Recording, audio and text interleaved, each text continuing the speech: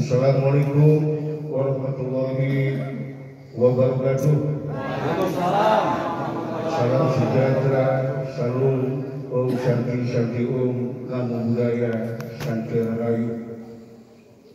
Jajaran Dewan Pimpinan Pusat yang saya cintai dan saya banggakan, Dewan Pimpinan Wilayah, Provinsi, Dewan Pimpinan Daerah, Kabupaten Kota di Sultan Air, PKL dan UMKM, rakyat dan bangsa Indonesia yang saya cintai. Marilah kita selalu bersyukur kepada Tuhan Yang Maha Kuasa. Hari ini 29 Januari 2025 di Pondok Gede Center Jakarta, kita diberi kesempatan silaturahmi dalam rangka untuk memperingati hari lahir Asosiasi PKL Indonesia yang ke-32. Tentunya kita harus selalu ingat sejarah. Kata Bung Karno, jas merah, begitu Pak Ari ya.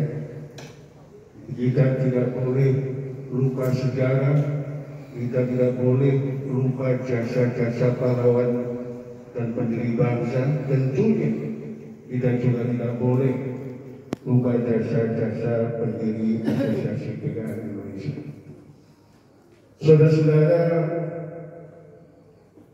gagasan kelima itu seperti yang saya sampaikan kepada Kepala BIN Lejen Marsiano Norman tahun 2012, bukan hanya saat kemerdekaan menjadi sebuah tulang punggung tata kehidupan bangsa dan negara kita.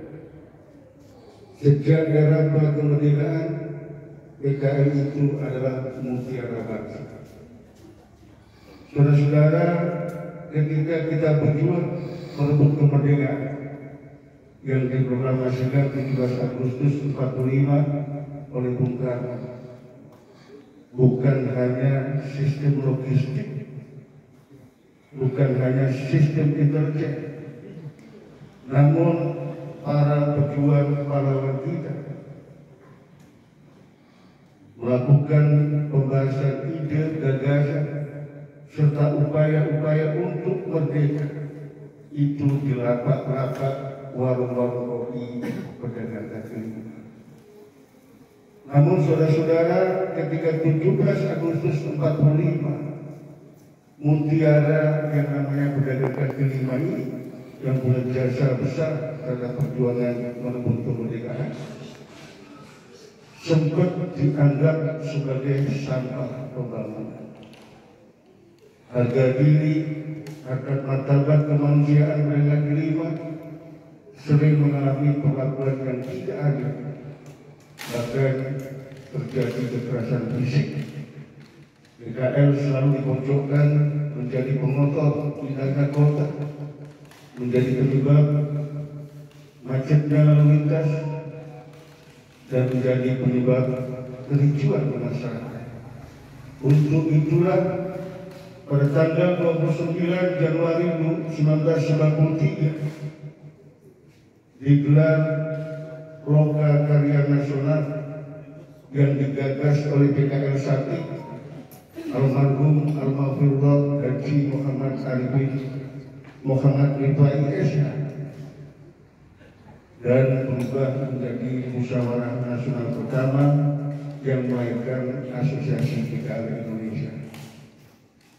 Saat itu dibuka oleh Menteri Muda dan Transportasi Bustanul Arifin, dihadiri tokoh-tokoh nasional almarhum Hadi Sasono, Mas Dawan Raharjo, termasuk hari ini yang masih hidup, saudara beliau Budi Santoso, juga Jumur Hidayat, serta tokoh-tokoh yang lain.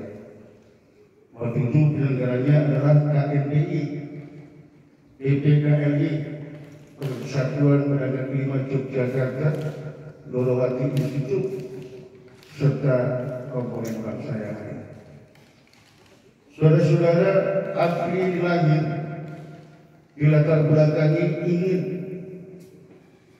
menjaga mempertahankan dan meningkatkan harga diri, harkat dan martabat kemanusiaan pedagang kaki lima. Ingin menegakkan hak-hak PKL yang dijamin oleh Pancasila dan Undang-Undang Dasar 45. PKL itu punya hak yang sama Pak Gede, dengan konglomerat, dengan pengusaha besar, dengan elit bangsa, punya status yang sama dari sisi hak-hak yang dijamin oleh konstitusi kita. Yang kedua, kita ingin mendongkrak usaha dan ekonomi pedagang kelima maju, berkembang dan unggul. Dan alhamdulillah krisis 97-98 sering saya katakan tanpa pedagang PKL dan UMKM ekonomi Indonesia mengalami sebuah kebangkitan. Demikian juga krisis 2008 dan terakhir pandemi COVID-19 selama 3 tahun. Singkat cerita, perjuangan panjang kita dari 93 untuk pedagang kelima diakui negara sebagai bagian tata perekonomian Indonesia baru tahun 2012 dengan terbitnya Peraturan Presiden 125/2012 penataan pemberdayaan PKL. Per tanggal 29 Desember 2012, pedagang kaki lima diakui oleh negara Republik Indonesia bagian entitas ekonomi bangsa kita. Saudara-saudara, tidak cukup di situ. Penggusuran pedagang kaki lima, walaupun sudah ada Perpres 125 2012 yang terakhir terjadi di Puncak Bogor Agustus 2024, sepanjang jalan raya Puncak Bogor digusur oleh pemerintah Kabupaten Bogor dengan tidak terbukti kemanusiaan. Itu yang pertama yang ingin saya sampaikan. Landasan kita berjuang, landasan kita mengabdi adalah luhur. Untuk itulah saudara-saudara, pada Munas keempat, jadi saya ketua umum yang keempat. Jadi Munas pertama terpilih almarhum Almarhumullah Haji Muhammad Rifai SH yang sempat menjadi staf khusus Menteri Koperasi Mas Haji Sassono. Munas kedua di Surabaya tahun 94, mohon maaf, di Jakarta terpilih almarhumullah Yusuf HR, seorang pedagang buku tua di Blok M, Jakarta Selatan. Ketua umum ketiga terpilih di Munas ketiga Surabaya 2004, Haji Ahmad Rifai SH, almarhum. Beliau adalah pedagang pasar di Surabaya. Saya terpilih Munas keempat 14 Maret 2011 di Gedung Java Center Semarang. Saudara-saudara, saya ini dokter. Saya sudah melalang buana secara politik, bahkan pernah menjadi wakil ketua Timses atau wakil Pilpres 2024. Terakhir mengantarkan Susilo Bambang Yudhoyono menjadi presiden yang kedua sebagai wakil ketua umum bidang politik Barisan Indonesia. Namun karena ini saya yakini sebagai panggilan amanat Tuhan, amanah Ibu Pertiwi, dengan bismillah pada Munas keempat saya terpilih menjadi ketua umum 2011-2016 bersanding dengan saudara kita Devi Karniagung dan Abdullah Mansuri yang hari ini menjadi ketua umum IKP, Ikatan Pedagang Pasar Indonesia. Yang ingin saya sampaikan adalah butiran-butiran mutiara PKL ini ternyata tahun 2011 jauh dari Pilpres. Yang kedua, Susilo Bambang Yudhoyono sudah tidak bisa maju presiden lagi. Namun pada saat Munas keempat ini hampir seluruh petinggi partai, petinggi negara hadir di Munas keempat. Dibuka oleh Menko Perekonomian Hatta Rajasa dihadiri Menko Shalih Hasan, ditutup Menteri Tenaga Kerja Muhaimin Iskandar, ada Irman Gusman Ketua DPD, Taufik Kurniawan Wakil Ketua DPR, Rio Budi Santoso Wakil Ketua DPR, dan Gubernur Sigit Paloi. Oleh karena itu saudara-saudara, tahun 2011 saya sebagai ketua umum saya jadikan titik tolak untuk kebangkitan pedagang kaki lima dalam rangka menjadi peran utama dalam tata kehidupan berbangsa dan bernegara. Selanjutnya saudara-saudara, secara singkat saya diprotes sama sekjen saya, saudara Lasiman SPD waktu itu. Hari ini beliau adalah ketua umum Asosiasi Mie Bakso Nusantara atau APSI Nusantara. Pak Dokter, kenapa harus buang uang ratusan juta? Pengurus DPD APRI dilantik di teras Indoor Senayan Jakarta. Saya sampaikan kepada beliau, kita memiliki sumber masuk yang sangat besar dan sangat merasa. Saudara-saudara, ada 3 hal yang ingin saya sampaikan kepada seluruh pemangku Republik, rakyat dan bangsa Indonesia tanggal 29 April 2011 di teras Indoor Senayan Jakarta. Ketika saya melantik Kabinet DPP APRI masa bakti 2011-2016. Yang pertama, saya ingin seluruh pemangku Republik mengakui pedagang kaki lima menjadi warga negara yang punya hak yang sama dalam semua lini kehidupan. Pertama kali Robert Asongan Kopi Keliling masuk di daerah yang paling elit di teras Indoor Jakarta. Kemudian yang kedua, saudara-saudara, pada tanggal yang sama selaku ketua umum, karena waktu itu PKL dianggap sampah pembangunan, saya canangkan moto perjuangan pedagang kaki lima, pemberdayaan yes, penggusuran no. Dan yang ketiga, hari ini pasti Pak Dami, Ketua DPD Jakarta Pusat bertanya sama Dr. Ari, kok nggak pakai seragam, pakai kaos? Pak Dami ketika Munas di Semarang belum ada seragam. Kita semuanya pakai kaos, pakai batik, pakai baju biasa. Namun ketika saya terpilih jadi ketua umum dengan landasan bahwa kita ingin berjuang untuk mengangkat harkat martabat dan ekonomi pedagang kaki lima, saya putuskan seragam APRI adalah warna putih tua. Jadi kalau putihnya nggak putih kurang, tidak sesuai dengan maklumat ketua umum 29 April 2011. Kenapa harus putih kurang? Dan logo bintang 5 warnanya harus merah. Saudara-saudara, pedagang kaki lima itu dalam rangka untuk mengisi perut dirinya sendiri dan keluarga harus banting tulang, tahan banting, mengalami berbagai hal rintangan, termasuk menghadapi dalam tanda petik kerjaannya aparat keamanan, bahkan mendapatkan kekerasan fisik.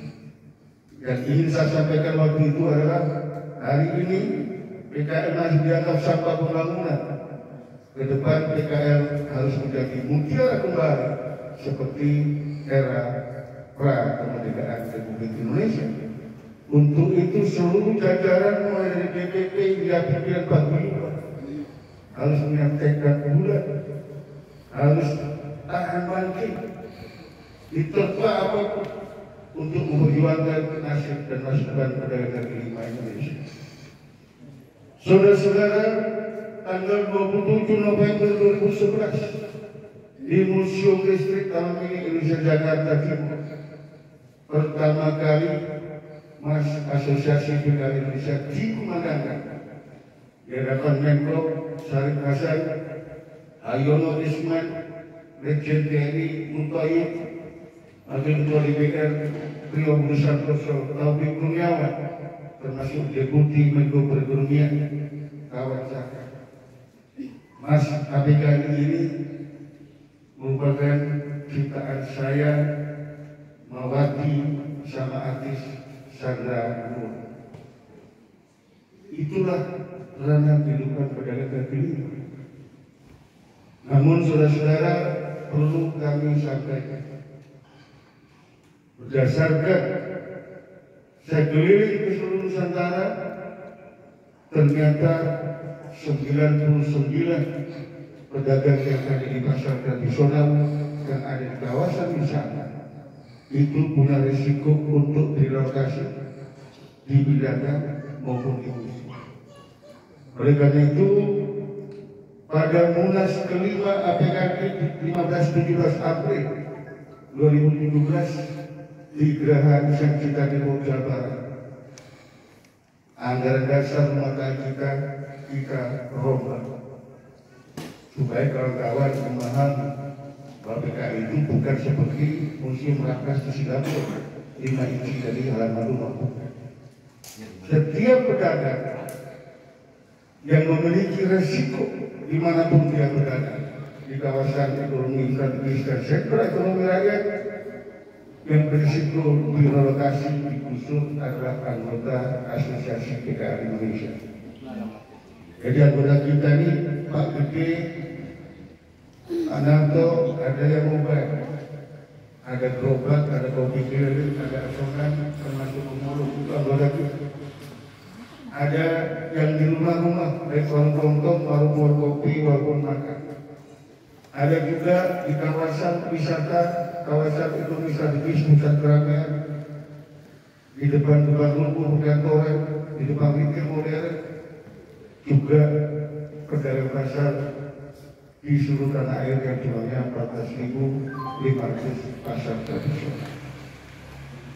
Saudara-saudara, saya mulai 2012 sampai 2024 saya oposisi dengan pemerintah, totally oposisi dalam konteks untuk melindungi, membela pedagang kaki lima dan UMKM, termasuk Kongres Pertama Ekonomi Rakyat saya gelar tanggal 24 Maret 2022 di area Dita Jakarta yang dihadiri 85 organisasi dan bahkan Komite Ekonomi Rakyat Indonesia. Itu pure dibuka, diisi, yang berdialog, yang memutuskan adalah pelaku ekonomi rakyat, PKL dan UMKM di seluruh tanah air. Namun saudara-saudara, perjuangan di ranah PKL dan UMKM itu membutuhkan totalitas. Kalau setengah-setengah, yang ada adalah PKL jadi korban. PKL hanya dijadikan komunitas untuk kepentingan diri sendiri, kepentingan golongan, dan juga kepentingan politik praktis. November 2023, hati saya dapat peta 5 tahun ke depan kita harus membersamai Indonesia dalam rangka transisi dari era reformasi ke era keadilan. Namun saudara-saudara, saya tidak menggunakan Asosiasi PKI Indonesia. Lalu Presiden Global Indonesia KI, saya pimpin 110 organisasi. Saya lihat menangkan Prabowo Subianto 1 putaran Pilpres 2024. Yang ingin saya sampaikan adalah mulai detik ini, mulai tanggal ke-32 Asosiasi PKI Indonesia 29 Januari 2025. Masya Allah. Jaga Ketua Harian Saudara Mustafa Farid dan Wakil Ketua Umum Saudara Muhammad Anwar. Saudara-saudara, yang ingin saya tegaskan adalah mulai hari ini 29 Januari 2025 tanggal ke-32 dengan panggilan Ibu Pertiwi, Indonesia tidak boleh gagal menjemput puncak bonus demografi 2030. Saya selaku Ketua Umum memerintahkan DPP, DPW, provinsi, DPD, dan bila paguyuban rangka kelima harus tegak lurus, mendukung penuh dan mensukseskan kepemimpinan dari Presiden Prabowo Subianto, Gubernur, Bupati, Wali Kota, hingga ke desa atau lurah atau negara. Ini sangat penting. Tanpa keberpihakan dan kehadiran negara, 14 tahun saya berhadapan dengan pemerintah. 14 tahun itu pula saya ketemu dengan bongkar batu yang sangat keras. Oleh karena itu, saya katakan semuanya harus tegak lurus bersama pemerintah guna mensukseskan Indonesia menuju puncak polusi global. Oleh karena itu, 22 Desember yang lalu saya keluarkan maklumat Ketua Umum. Jadi kalau ada yang digusur dari ketua, jangan punya pandangan Ketua Umum sedang karena ada masalah. Tidak. Tujuan saya cuma satu. Penyegaran ini dalam rangka untuk mengawal 5 tahun ke depan PKL dan UMKM di seluruh tanah air mampu maju, unggul dan modern, mengantarkan Indonesia sukses menuju puncak polusi global. Itulah secara positif perjalanan Asosiasi PKL Indonesia, dan hari ini saya lihat banyak yang bertanya, Pak Dokter, saya boleh nggak pakai logo yang bintang saja? Boleh nggak pakai logo yang ada garis merah 2 bintang? Boleh nggak pakai logo bintang garis merah dan ada perjuangan? Saya jawab, ini sesuai dengan ketentuan yang kita dapatkan Akta Kemenkumham Republik Indonesia. Silakan Anda bebas, tapi dalam acara resmi tetap menggunakan logo bintang garis. Ada kata perjuangan sesuai yang saya luncurkan pada hari ulang tahun Asosiasi PKL Indonesia di tempat ini pula tanggal 29 Januari 2021 yang lalu. Terima kasih dan saya ucapkan selamat Hari Asosiasi PKL Indonesia yang ke-32. Insya Allah ke depan pedagang kaki lima, UMKM akan tetap dan terus menjadi mutiara Indonesia menuju adil makmur atas ridho Allah Subhanahu wa Ta'ala. Selamat Imlek Gom Si Bulan. Ketua Umum menjadi penderita semalam. Coba di sini sampai 2:30 Pak. Kalau banjir kalau fungsi, tapi sangat berkah kalau api ke-30. Matur suwun. Assalamualaikum warahmatullahi wabarakatuh.